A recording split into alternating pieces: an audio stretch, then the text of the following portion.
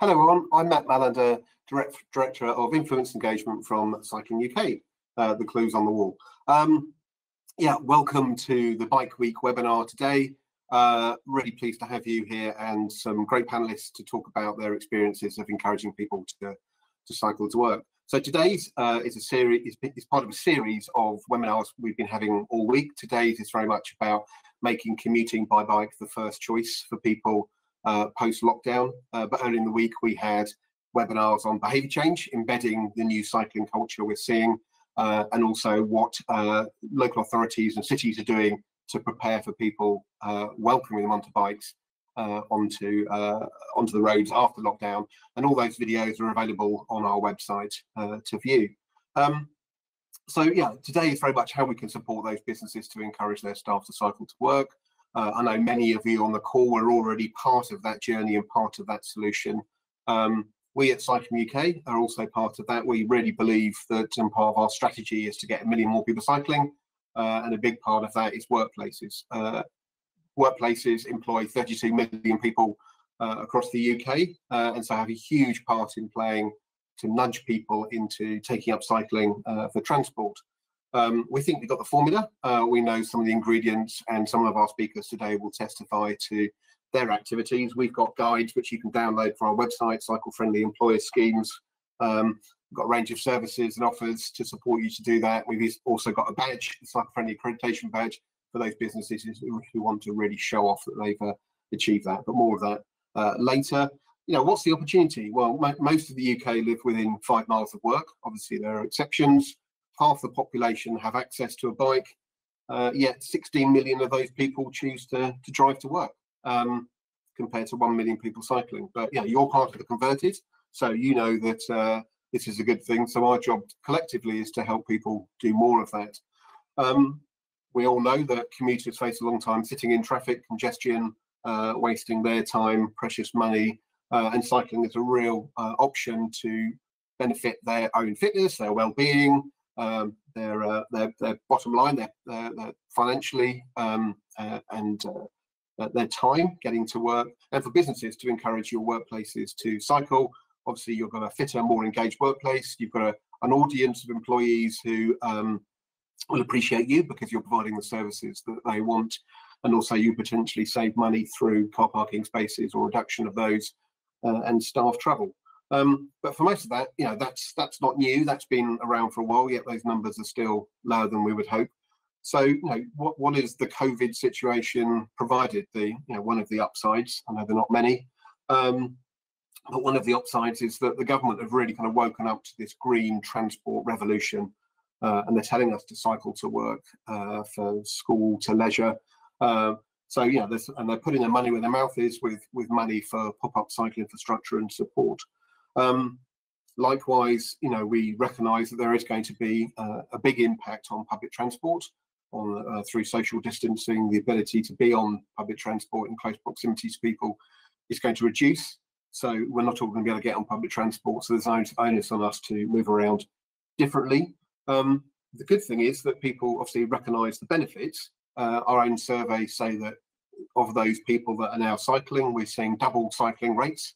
100% more people commuting for leisure and utility, double that for leisure at the weekend. I'm sure we've all seen families and people cycling and getting bikes out of sheds. As I say, most people have got access to a bike, and we've really found it through lockdown. So they themselves, those people that are now cycling, 68% of those people want to carry on cycling post-lockdown. The AA did a survey of its own drivers, and 30% of those commuters said that they wouldn't be returning to the cars. They'd be trying to move to cycling or walking as their commute to work. So there's a real appetite from people to do that. So that's the theme. That's the kind of the art of the possible. So I'll give you a very quick run. We've got some great speakers today. So I'm going to introduce the speakers and invite them to introduce themselves, say a couple of words, and then we'll go into a little bit more of a deep dive with each of them individually, and then at the end we'll bring them all back for a panel discussion. So please do pop some questions in the question bar, and then we can pick those up and put them to our panelists later. So again, thank you all for joining, and thank you to the speakers. So in no particular order, Firstly, welcome Dame Sarah Story, Britain's most successful Paralympian and cycling policy advocate and active travel commissioner for Sheffield.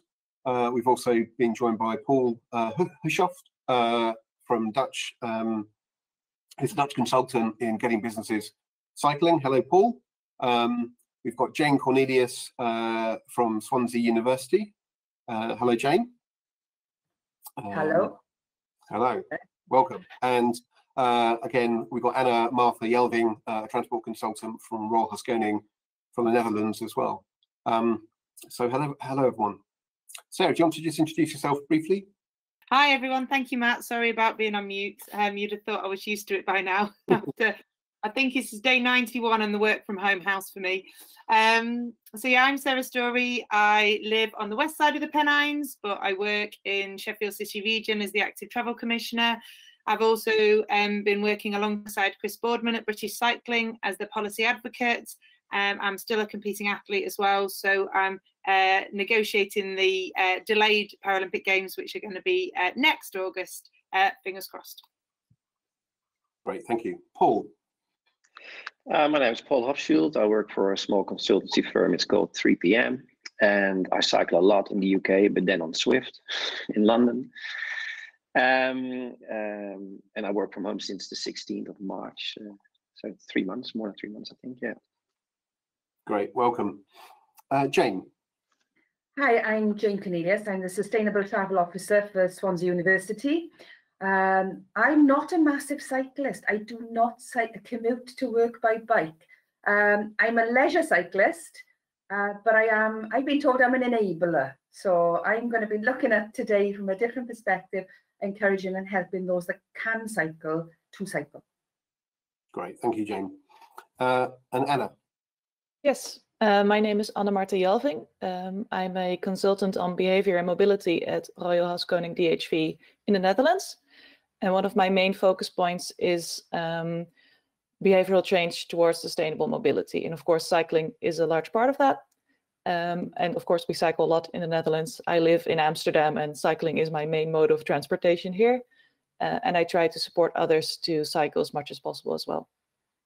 Great, welcome. And also on the line, you can't see her. Unfortunately, the camera's not working, but you'll be able to hear her in a second. We'll be welcoming Brekia Schachhover, the ambassador for the Dutch Embassy. The Dutch Embassy have been a proud and supportive partner of Bike Week for many years. This is a very different Bike Week. Normally we'd be having lots of events and getting people out on bikes, and the Dutch Embassy have been kind enough to host our launch every year, where we then have a bike breakfast and then we cycle with the MPs through Hyde Park back to Parliament. So it wouldn't be Bike Week without Dutch Embassy. So Brekia, welcome. Yes, and thank you, Matt, for this introduction. And I'm very sorry that you cannot see me, but my telephone doesn't support this app fully, and my employer, the Netherlands government, doesn't allow me to download it on my PC. But I'm very happy to join. It's very sad not to have the event that you just alluded to, Matt. Every year we have loads of bikers in the embassy and then outside of the embassy going to Parliament Square. Although if I'm looking outside now out of my window, it's raining cats and dogs. So that is actually one of the benefits of doing it this way. As you know, cycling is of course in our genes. It's our second nature, also for me. And I've been an avid cycler all my life. But also here in London, I use a bike to go to Westminster, for example, for my meetings, where it is always very difficult to find a parking place. And in lockdown, I of course enjoyed biking a lot on quiet roads. Now that the traffic is coming back, you realize again that infrastructure is of main importance. And of course, in the Netherlands, we used to cycle, and then for a while we didn't. And then we had to invest massively in infrastructure. And maybe one or two of our panelists will allude to that later on in the discussion. As an employer, we have always encouraged our employees to come by bike, also here in London, and to make use of the Cycle to Work scheme. We have showers, we have parking racks, during the crisis, we saw that the interest in the scheme has gone up. And that is, of course, something to be welcomed, and we actively encourage people to do that, and we put even also extra bike racks outside, and hopefully that will be sustained in the future. I'm looking forward to today's webinar. I can see you all, of course, and I'm very happy to work again with Cycling UK and with the Dutch Cycling Embassy. And as North Sea neighbours, of course, we stand ready to share our experience with you. Thank you, Matt. Thank you very much. I have an image of you sitting on a bike as we speak. So, right, on that, talking about infrastructure and the support we're going to give workplaces, I will hand over to Sarah to tell us a bit about, where she sees us at the moment as a cycling nation. What's the art of the possible now post-COVID lockdown, and what specifically is happening in the Sheffield City region. Thank you, Matt. At the moment we are working on the emergency active travel funding, which was announced on May the 9th. And there's been 2 tranches of that funding. The first one, the submissions were done on last Friday, and the current tranche 2 submissions are being developed at the moment. So in some ways it doesn't feel as emergency as we perhaps would like it. We certainly need to adapt our roads and make sure that we can enable more people to stay on their bikes. One of the things that lockdown brought to the country was more people being able to get out and about, and with an exercise slot being initially one of those 4 things that we were allowed to leave home for here in the UK, and that meant that people were exploring their local neighbourhoods. They were instantly thrown into low traffic neighbourhoods, and they were provided with an environment that none of us ever imagined would be able to create. So perhaps one of the few silver linings of the pandemic and the lockdown was that people suddenly experienced a world that previously, had never been possible. And that then in turn threw up other options in terms of roads that perhaps could be utilised in different ways, that people hadn't ever imagined those roads without cars on them, and other vehicles. And so all of a sudden, everyone looked outside the window and saw a completely different world. We know that bike shops have been inundated with people coming in for repairs, buying new bikes, and most of the bike shops across the UK have reported an inability to sell anyone a bike now that's under £1,000. All the lower option bikes, the commuter bikes, they've all disappeared. And across the world, suppliers are struggling to keep up with demand. And so we know that there's a huge appetite out there. And now we have to make sure that we create the infrastructure that enables those people to keep cycling and also keep walking safely as well. So I think what we're planning to do in the Sheffield City region is probably fairly similar to most of the devolved combined authorities across the UK, and certainly one of the government's plans as well is that for up to 2 kilometres, it's possible that most people would be able to walk that. And for up to 5 kilometres, it would be perfectly cyclable. And the beauty of cycling is that bikes come in so many different shapes and sizes, 3-wheel bikes, 4-wheel bikes, cargo bikes. And so for people with mobility challenges, cycling suddenly opens up an opportunity to take short journeys without a vehicle, provided the infrastructure is suitable. And so we constantly have this discussion. And when I was appointed Active Travel Commissioner, because of my history as a para-athlete, a swimmer first and now a cyclist, it's been very close to my heart throughout my life, really, that we have accessibility for everybody. If you're walking in a wheelchair, if you're using a day chair when you go for a walk, that's equally as valid a journey as someone who's doing that on 2 feet. It's absolutely vital that we have the dropped curbs, we have the width available, and that where we have challenges with narrowings on routes, that pretty much makes the whole route completely unusable. So we're working really hard on infrastructure standards. We're also expecting government to produce national infrastructure standards that ensure that everybody can access a network. And obviously at the moment, the funding is prioritised towards cycle routes or active travel lanes, because there are e-scooter trials coming online as well. And we look at the homogeneity of speed when we're deciding where people would be placed within the road space. So we will have people on the pavement walking, we'll have the active travel lanes for those vehicles, people going up to sort of 15 miles an hour, and then in the roadway for the vehicles going 15 to 20 miles an hour, or maybe 30 if that's the speed limit there.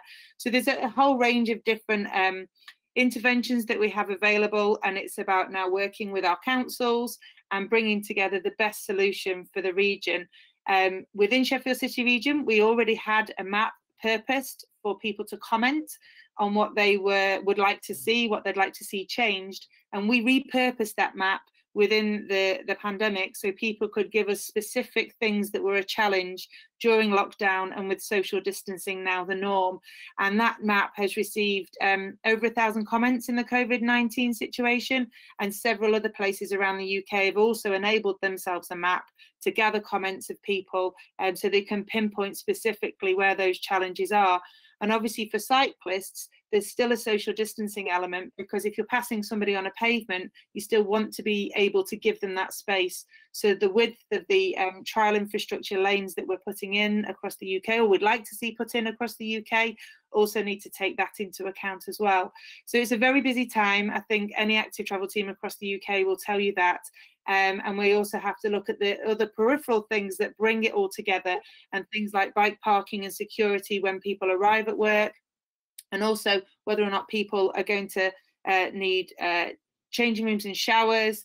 And also one of the things that we're looking into that perhaps hasn't been looked into and is often left out is for those people who run to work, because a number of people took up running in lockdown, and they're also looking at the opportunity of whether their journey, 2 to 5 kilometres is a runnable distance as well. So looking at all the active options for people, because we know how important that is to keep people healthy, not just from a physical perspective, but also from a mental well-being perspective as well. Great, that sounds like a lot going on. So not wishing to put you on the spot, but maybe a little bit. What are the timescales of this infrastructure coming online? So the initial tranche of funding is due to be announced and in the bank accounts, I guess, of the authorities by the first week of July, which is probably slightly later than everyone had anticipated and hoped, given the announcement was on May the 9th. So that obviously creates challenges. Some authorities are doing things at risk, which also throws up challenges as well.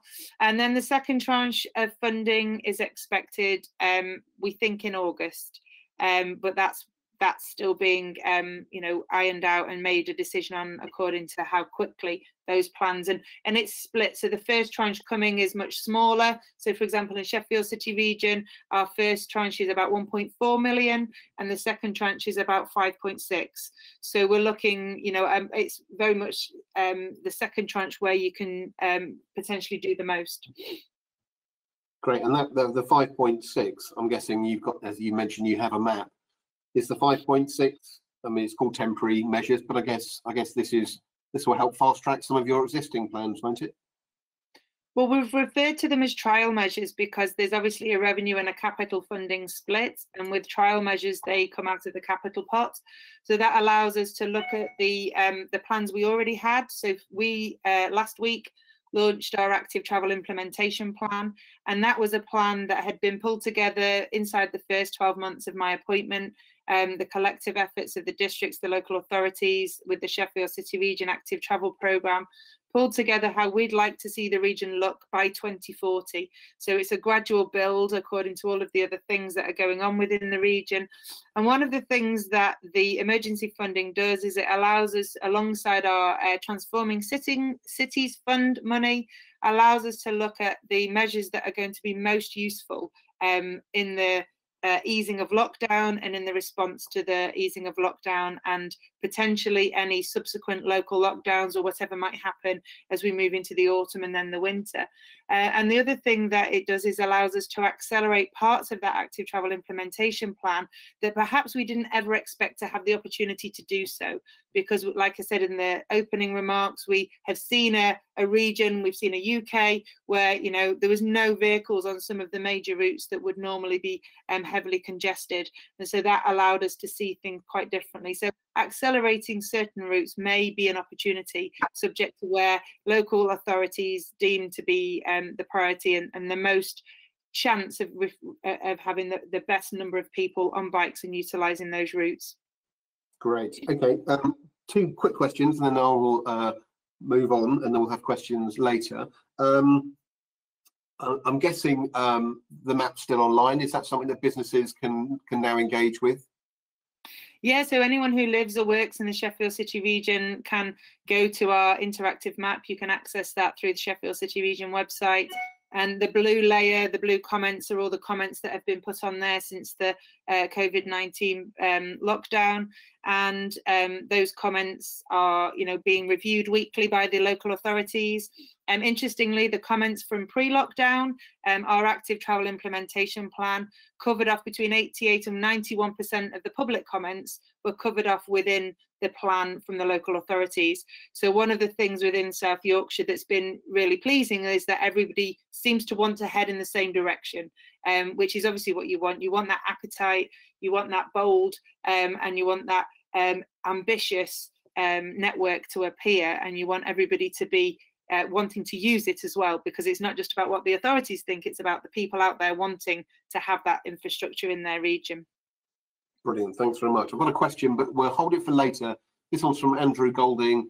I think it's pretty much the theme of the day, really. What's the biggest thing employers can do to help their employees cycle to work? So I will pause that, and then I'll bring us back to it. I'm very mindful that what you've witnessed is new demographics taking up cycling, and cycle lanes are part of the solution, but obviously assisting those people as well. Paul, that's nice.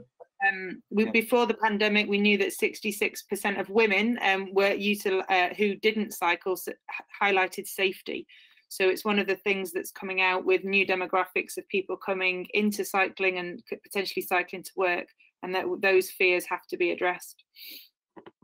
Brilliant. Okay, and that's a lovely segue into introducing Paul. So Paul has been doing this for multiple years in Holland, and has probably understood and overcome so many of these barriers in businesses. So I will pass on to Paul. Thank you, Sarah. Paul, welcome. This is your day job, talking to businesses, helping them overcome barriers. But you know, tell us the experience of how you actively go out and help employers. But also, I think, you know, I want to debunk a little bit of a myth. Surely it's perfect in Holland. Surely everyone cycles and there's no capacity. But tell me what the real story is. I think we have 22 million bikes in the Netherlands and 17 million people. So everyone is having a bike. But in my how do you call it, garage is I have, I think, 8 bikes. So a lot of people don't have bikes as well. But I work for 3PM, and 3PM is a consultancy firm, and we work in the field of sustainable mobility. And we work for 300 small and large companies, for example, Heineken, CBRE, Deloitte, IBM, and to help them change their mobility policy to new standards. So we make them more sustainable, and the outcome is always more active mobility and less pollution. And we do this also in congested areas. Like Sarah mentioned, in Sheffield, we do this in the metropolitan area in Amsterdam and The Hague. And we help local and regional governments with reducing car traffic. There's a lot of pollution and congestion, so there are big issues. And what the national government does is they fund a behavior program in Amsterdam.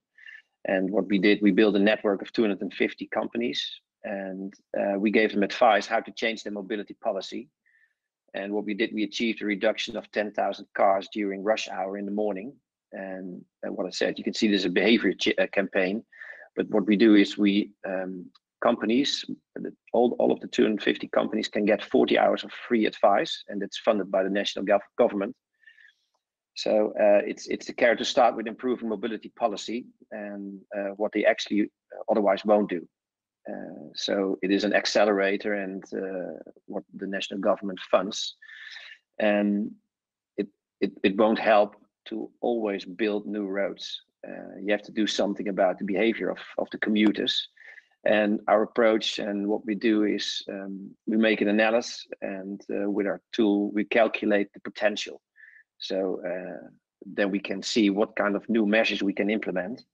If you look at the model split at the moment, 66% travels by car, 12% goes by public transport, and 22% is going by bike. And in our benchmark with 300 companies, we see that the potential is that 46% can go cycling. So there lies a huge potential as well. And the next step in our approach is that we check the rules, regulations, and allowances. It's some companies never updated their how do you say that, allowances or measures and policy. So there's a lot to win over there as well. For example, in the Netherlands, you can give 19 cents tax-free to everyone who commutes. But in the old situation, it was from 10 kilometers on. But companies never updated that. So you can also earn money with cycling to work. If you say 19 cents, you live 5 kilometers away. That means you save €2 a day on your return trip. That's 40 euros a month and 500 euros a year. So you can buy yourself a decent bike. And what we advise as well in one of the messages, of course, a bicycle plan. And the main reason that companies or businesses will start with updating their mobility policy is, of course, parking costs, for example, or high parking costs. And they want to do something about the carbon dioxide or the NOx emissions, so to become more sustainable. And another one is, of course, that you can do something about the vitality of your employees when they cycle to work. And what we say, it's not always one measure. It's always a combination of measures that's successful. And what I just mentioned about how we work is that, of course, you start with your little inquiry or analysis how your people are traveling to work. You do a little inquiry what withholds people from traveling to work. Then you check your rules and your regulations. You can check your financial benefits for cyclists. You can update that. The facilities is very important. Do you have a shower or dressing rooms, men and women divided? That kind of stuff. And the last one is always communicate. It's you always have to communicate and lead by example as well. For that management goes to work with their bikes as well. For example, in the Netherlands, our prime minister is cycling to work almost every day, if he can. Yeah. So I was going to ask you, what surprised you when you've gone to see businesses? I mean, as you say, sometimes it's the easy things like just having a role model in the business, the CEO or whatever to do that. So what's obviously not what the major barriers are. They're probably similar to over here, but what's an easy win for a business, do you think? I think if you give people a financial benefit, so it's a carrot and stick approach, I say. You pay the benefits for the cyclist, you take it for the people who drive by car. And there are a lot of barriers, of course. People say the distance. It's always raining. Today it is, but it's only 7% of the time it's raining when you're on your bike. Also, one of the barriers is unsafe roads. And natural barriers, of course, when there's a river or a slope in your commute. But what we have a distance of 7.5 kilometers. We say you can use your city bike, and to 15 kilometers is the e-bike. And now with the speed pedelec, it's even 22.5 kilometers. And you're So seeing the growth of the speed pedelec market and the e-bike market. We know we can see figures in Holland and you know, in Belgium, you know, cycling cultures that the e-bike sales are going through the roof. What's yeah, has that been a game changer? yeah, absolutely.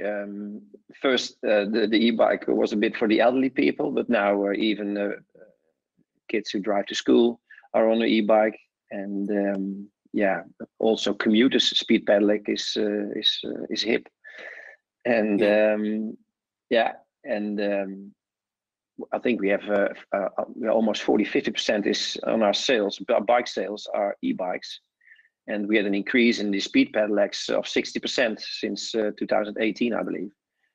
So that's becoming one of the models you can use for your commute. Great. And you mentioned right at the beginning of the conversation, you know, that you've built up a network of 250 businesses within your region. Are you using those to learn from each other and compete with each other and to be the best employer they can be? Yeah, absolutely. Yeah. It's just with road racing, you have a peloton, and you have some people who are very well. They have the newest and the hippest and hottest policy for their employees, but there's also a group that that stays behind, but with the top 25, I think it's 10%. We have some learnings, and they spread throughout the network, of course. Yeah. I believe you've got the cycle friendly accreditation scheme in Holland as well, so businesses that do well can get a badge to shout. Yeah, exactly. Yeah, we have that. Yeah. So on that, thanks very much, Paul. It's been really useful. I'm going to pass over to Jane, because Jane has one of those badges on the business that she works in. So that's another nice segue there. So welcome, Jane. Welcome. Hello. Hello. Yeah. So do you want to just tell everyone a little bit about your journey? As you say, you're an enabler. You've made this happen. So tell us a bit about where you were, what the problems were, and then how you solved them, and where you are now. Certainly, I will. And personally, I'd love to see all businesses applying for cycle-friendly status, because I think it is something that tells your staff that you really want them to cycle and that you're there to support them with their journey. I was started really back 2014-15, before cycle-friendly accreditation was in place. Back in 2014-15, Swansea University changed from just a single campus to a dual campus. And the issues we had back then was there was 6 miles between the 2 campuses, and they were in 2 different local authority areas as well. And the other things we had on top of that were things like counters on the gate of the New Bay campus as part of planning, which said that every single traffic movement going into that campus would be counted. And if we went over that number, we'd have to pay per car penalty to the local authority, planning authority, which that's a brilliant way of reducing the number of vehicles, because the employer has got a reason to do that. So the first thing we did was, obviously, we looked at how we could improve the active travel and the public transport travelling arrangements for staff and students move into that campus. And one of the things we made sure of was that the infrastructure supported cyclists and those that use public transport, and would lower car use. So when we went for our accreditation, the reason I went for it was because since 2014-15, I've seen so much work being done to promote cycling. We've got things like a cycle forum, an active cycle forum, which is a cycle user group. And it's not your road cyclists, it's not the ones that go on the long cycles. This is a group of people who want to commute to work, and they want to tell you what they want. So we opened it up to anyone that wanted to join the group, and it sort of meets bi-monthly. And they were telling us what they wanted as cyclists to enable them to cycle to work. So we've done things like that. And one of them actually brought to the group and said, I noticed that Queen's in Belfast has got this this accreditation. I don't know why we haven't got it, because we do just as much as they do, which is great. And this came from a student. And what the student actually told me, and we've got about 20,000 students in Swansea University, is that if we were seen as a university that had cycle-friendly accreditation, then students opting for their university placements would look at universities and say, I want to go there because they will support me as well with my choice of active travel. So I applied for it, and I honestly thought that we'd have a much lower, like I thought we'd have bronze or something like that. So you have to self-audit first of all. So I'm a very, I'm not very easy at auditing. I sort of gave us a really low mark for everything and thought, oh, we're not going to do very well, but never mind. This will help us to improve our offer to our staff and students, because we will have to now build upon this. The accreditation was over 2 days, and we got the gold level, which was the highest level, and we were the first employer in Wales to get it. So we were really, really proud of that. But what we've done since is we've built upon that. So, we had to sat back and thought, oh, great, we can put this emblem up on the wall, certificate up on the wall and say, we got there, so hey, that's brilliant. We've actually put in extra facilities, and we've done a lot of things since that as well.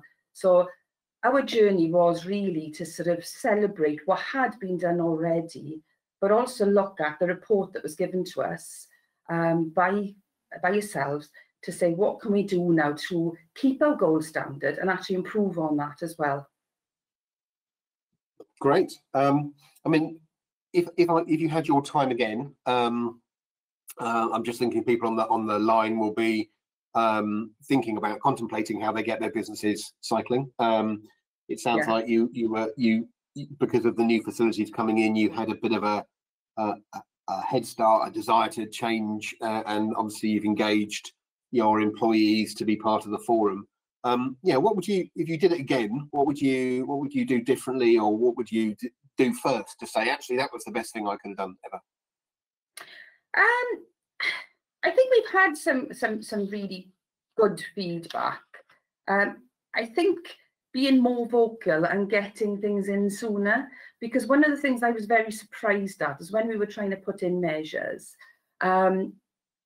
we didn't have a lot of the infrastructure that we could have had. We didn't have dry-in facilities. For instance, Singleton campus is an older campus, and everything's got to be put in retrospectively. So we had no dry-in facilities. There are things we could have done better. So I think I'd have been vocal earlier on, because since the accreditation and since going forward, we've had a dry-in room put in. We've had these workstations for cyclists to work on their bike. Again, that was something that was brought to the cycle forum, student staff cycle forum. Why haven't we got these? They've got them in other countries. And actually, they were the first ones that came to Swansea City, which was amazing. So other people were coming in on campuses and saying, like the local authority and bike shops, why haven't we got these in Swansea? Which was great. So it was a first. So I think it's really setting up your cycle user group earlier on. So we had a travel plan working group, which was to push the whole sort of sustainable travel agenda as part of writing the travel plan. But we didn't have a cycle user group early on enough, I don't think. And did you have any barriers? I mean, it sounds like once you got the badge, it was everyone could see the real benefit and just wanted to get better and grow from it. Did you have any barriers from the paymasters, the decision makers at the top, that you had to overcome? Barriers, I suppose you've got to sell active travel, because and it is money, and I think the barriers are going to be there more now than ever before, because with COVID-19 has come a lot of issues, especially for universities. We're going to get a lot less money. So I think you've got to build a case. So I don't see them as barriers, I see them as challenges. So I think what you've got to do is you've got to sell the benefit of, if we do have extra parking, if we do promote other types of transport, it's going to cost us. Whereas you can put a little investment in with cycling and support staff, and the benefits will, will pay for themselves. So it's things like, one of the things that I'm working on at the moment is to try and put a higher limit on our cycle to work scheme. At the moment it's on £1,000, but obviously there is risk to the employer to sort of heighten that limit. So that's something I'm working on at the moment, but I can see that there are massive benefits, as I know Paul said, from the Netherlands. 50% or thereabouts of their people are now buying EV bikes, you know, electric bikes. And I can see that as the way forward in Swansea, because we've got a lot of hills. People are cycling from outside of the area, and that would be a massive support to them. And it would enable us to say, well, we actually don't need as much parking as we thought we needed. Yeah. Great. Well, we've been hugely impressed by the work you've done there, and we know that you are a kind of local champion of cycling and what it can bring. So we'll bring that up in the questions later. Okay. Thank you, Jane. That's brilliant. One thing I would say, Matt, sorry, is that the biggest thing that you can do as an employer is communicate well to your staff and tell them what you've got. So if you don't tell them, they will never know. But thank you. But it sounds like you've got both ends of the journey there. You've involved them in the forum, so they can tell you what they want, what they want, and then you can basically, once you've got these facilities, to shout about them to make sure that people use them. Yes. Yeah. Okay, that's your one takeaway from today, folks. Thanks, Jane. Great. Welcome, Anna Martha. Hello there. And so you're unique in some ways that you do this you advise other businesses through Royal Haskoning to change their mobility procedures, but likewise you're also involved in your own companies. Exactly. Yes. Yeah. So tell us a bit about your journey. Not your particular journey, but yeah, the journey of the company to being a cycle-friendly employer. Yeah. Yes. Well, of course, cycling, as has been said before, is pretty common in the Netherlands, but it is very important to support sustainable mobility, and especially cycling, as much as possible for your employees. So I've been working at Royal Haskoning for about 2.5 years, and this journey started a bit before that. So I think for the past 3 or 4 years, we've been trying to improve our own mobility policy, because we believe in practice what you preach. So not only do we help our clients to work towards sustainable mobility, but we also try to do that ourselves. And one of the main things we do is, of course, support cycling. So there are so many options for companies in the Netherlands to support cycling. For people who already have a bike, which is many of them, you can compensate their travel expenses for cycling as well as for using a car.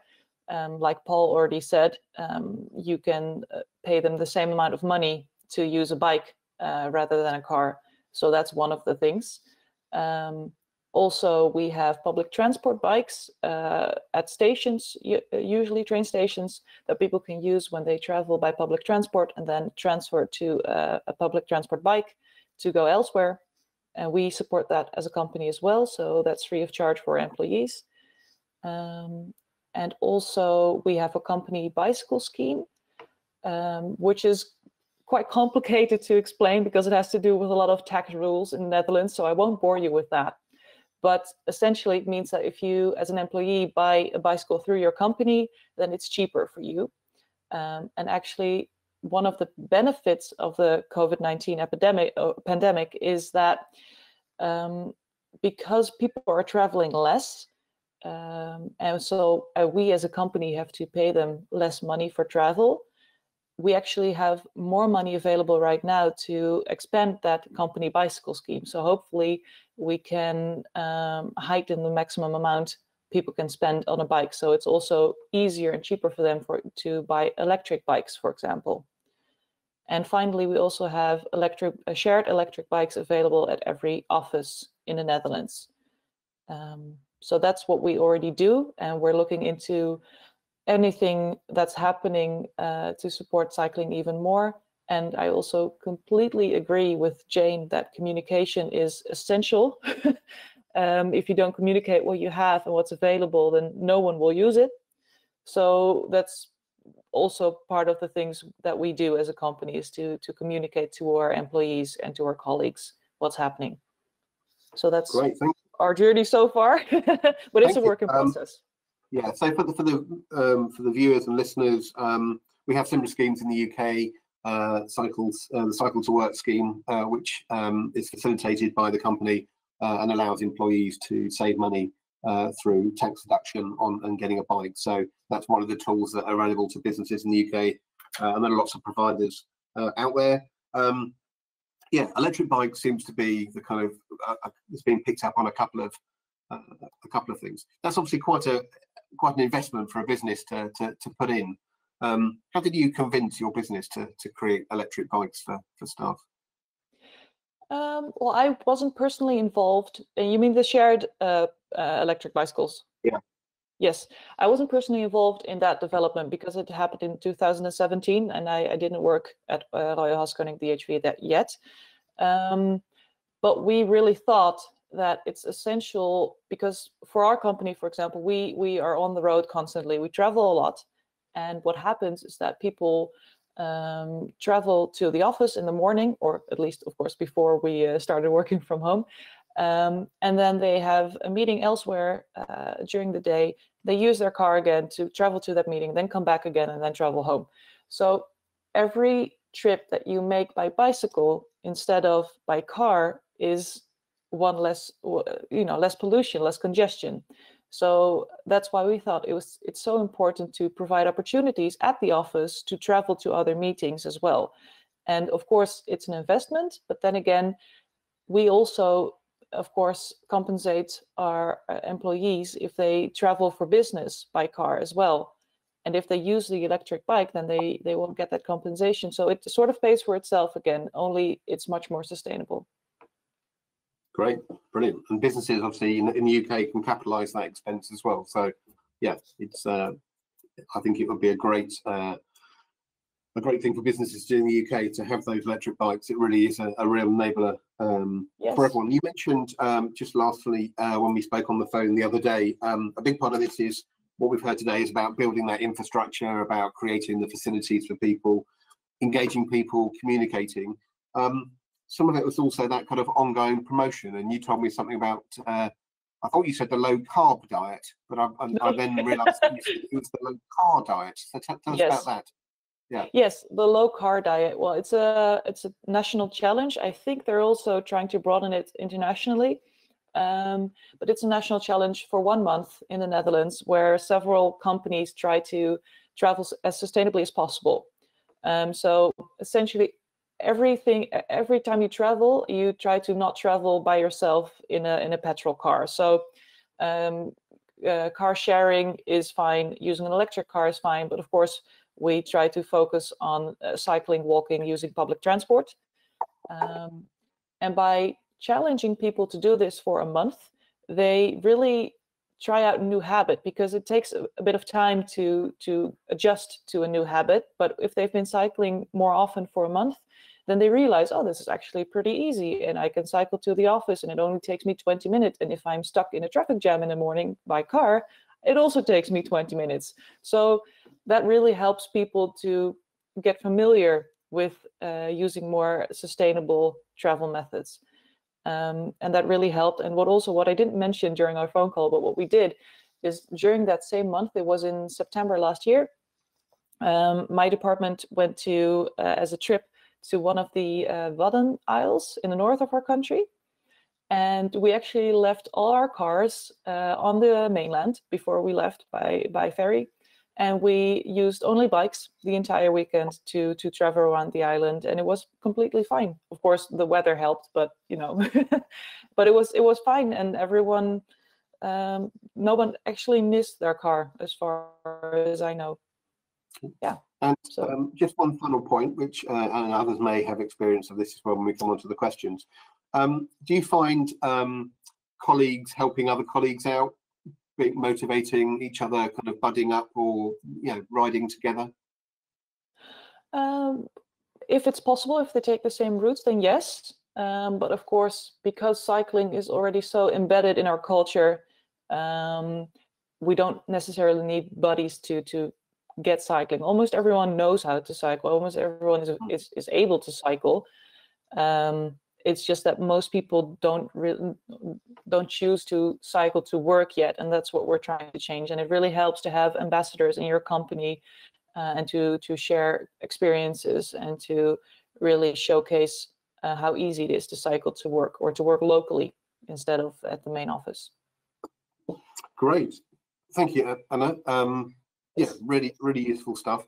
I'm going to invite everyone else back, the full panel back, for a few questions, and I'm going to invite viewers to obviously send us in any questions in the question box on the right hand side of your screens. So we've got a few minutes for some questions. So with these new audiences, is this new pop-up infrastructure going to be enough? What else is needed? I'm mindful we mentioned about new demographics, cycling. What should we be doing as a country, as Cycling UK, as local authorities? I think for some people, there will be a need for some cycling training to give them the confidence to use the roads. I think one of the things I usually find when I ride with someone who's less confident on the road is the positioning that they choose.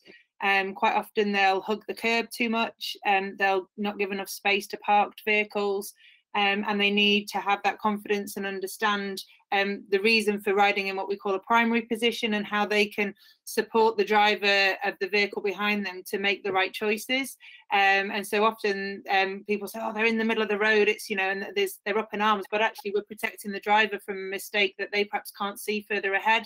On a bike, unless you're a recumbent bike or a recumbent trike, you have a better view of what's coming up ahead as well, and so you can preempt things better. So bike training is also crucial for some people, to give them that confidence to ride in the right place, to help them also when they're navigating in situations where they're not going to be on complete segregation. Yeah, great. And cycle training is available, again, for the listeners, is available from private companies like ourselves, but also through local authorities, the bikeability scheme, so that people can find confidence training. Yeah, and also the repair side of things is also quite crucial. I know with the government rolling out the £50 vouchers, which is coming through Cycle UK, but having that opportunity to just check the bike and make sure it's safe for the road, and it won't necessarily be a full service for some people, but we know that Dr. Bike can do things outside offices. It can be a mobile service, and it's something that you can have, on a certain day every month or every couple of weeks, so that the cohort of people that have their bikes know that this is the day and I have a time slot and I can get my bike checked by a professional. And so all of those things that make people feel confident in their machine, not just the way that they ride it on the road, but also the fact that they know how it works. So if they do come across a little bit of a problem, they have some basic understanding of how to fix that, but also that they're going to get it seen by a professional on a regular basis as well. Exactly. And sorry, I agree with Sarah there. We actually do work with Bikeability to provide training free for staff and students. And having international students, you can imagine cycling on a different side of the road, because we drive on the different side of the road. Is overcoming those obstacles. And what we did earlier on as well is we have got a ride leadership program, which the training is in-house. It's provided by a cycle charity, so they have insurance and everything, first aid, and they take people out on commuter rides. So they put all the rides up, and we've got students and staff training. We've got about 20 people at the moment. So when people go back to work, that's one thing we really want to offer, is to sort of really promote that. Last ride we had 30 people on it, so it was just before lockdown. So the numbers were going up, and now, well, obviously, gone down again. And also, if you going to use e-bikes, then training is helpful as well, because the speed is different. And people are anxious, but when they do it, they find it very nice. We did a lot of pilots in the Netherlands with e-bikes and companies, and 50% afterwards says they're going to buy a bike and or go to bike more often, to work more often. Yeah. I would really like to add something else to this as well, if we still have time, because my team also works on traffic education, and we're also involved with the organization that handles the Dutch driver's license. And what we find really important is that it's not only about the cyclists, but also about the other people on the road, so especially drivers. And in the Netherlands, when you take driving lessons, the first thing you learn is watch out for cyclists. They're vulnerable, they're everywhere. And as far as I know, that's not really happening yet in the UK. And of course, if more people are cycling, it's vital that also the organization that handles driving lessons in the UK really makes a point of teaching everyone who wants to get their driving license that it's essential to watch out for cyclists. And well, Sarah also talked about safety, I think, at the beginning, that if you want cyclists to feel safe, they need to know that also drivers in cars are watching out for them as well.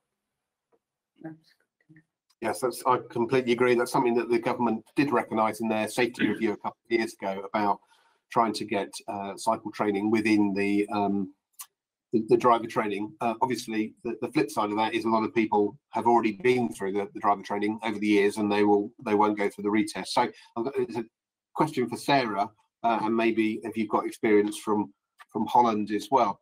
I'm mindful the roadscapes are going to look quite different over the next few weeks. How are you going to educate drivers to be aware of these new cyclists and not potentially break down any kind of backlash?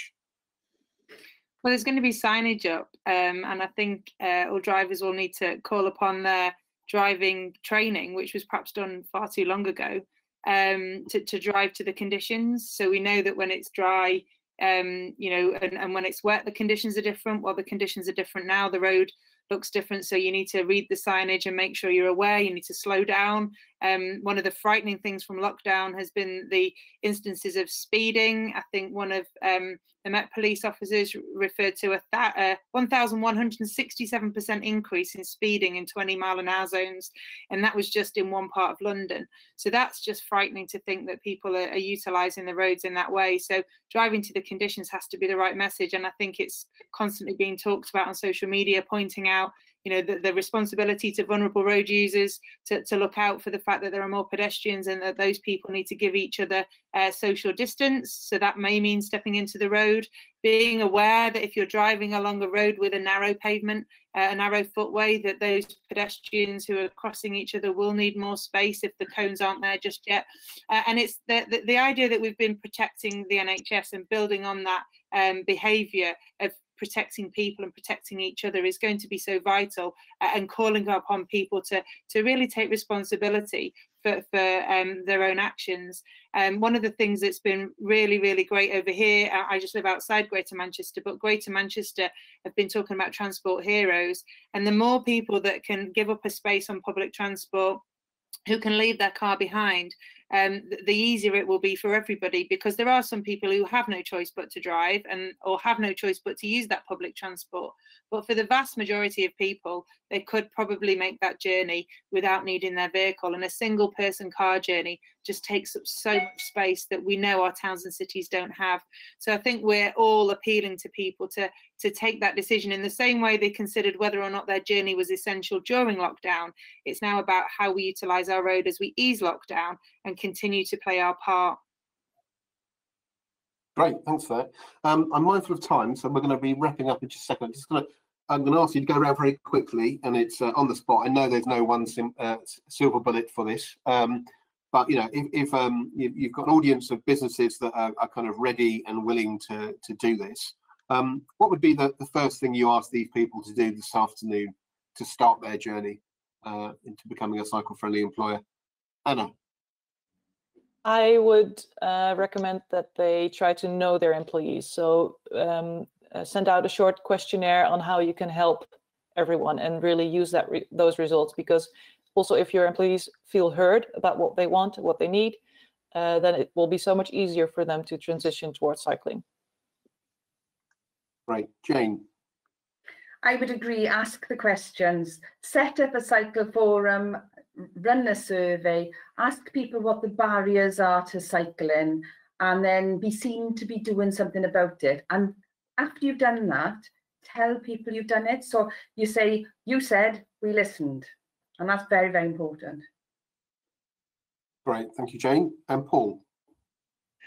Yeah, what we mentioned here is communication. That's the most important. And start a little campaign when you know who are your potential cyclists, and also communicate about the facilities, because that takes away barriers. That's what we see.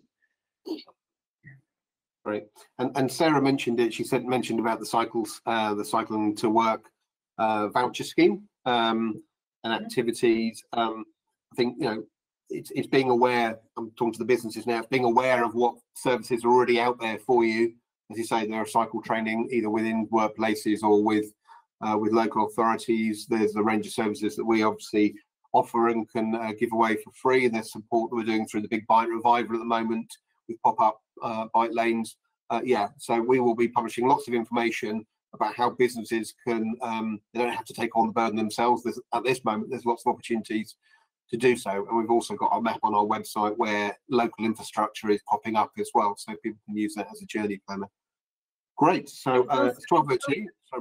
I would also encourage local businesses to engage with their local authority and explain what they need, because quite often we talk with our own maps to people and residents, but businesses also need to explain what they need collectively to support their employees, because it may be different from business to business and where businesses are in different locations. So I'd highly recommend that businesses engage with the people who have got this on their radar and are implementing different levels of infrastructure so that they can get their voice heard, because the more people we can build into and become a stakeholder for championing this cause, the quicker it will happen and the more likely it is that people get what they want. Great, okay. And that's a lovely point to finish on, which is basically the answer is in your grasp. Businesses, you've got the toolkit, you've heard what the method is, and yeah, if you shout loud enough, the local authority want to engage and want to provide you with the services and the facilities that will get your people to cycle to work. So yeah, rattle through. Thank you all for your time, giving up your time today. It's been really positive, and we'll be publishing this as a video for people to watch again. Thanks to the Dutch Embassy and Breccia for your support on the surveys. Thank you for obviously the viewers for watching and tuning in and sending in lots of questions. We'll try and transfer some of these questions onto our social media to pick up the themes in the next few days. Yeah, we're here to help. You know, we're here to share the love and the experience of others. So yeah, tune into our website and see what's going on. Good. Thank you, everyone. Thanks for your time. Bye.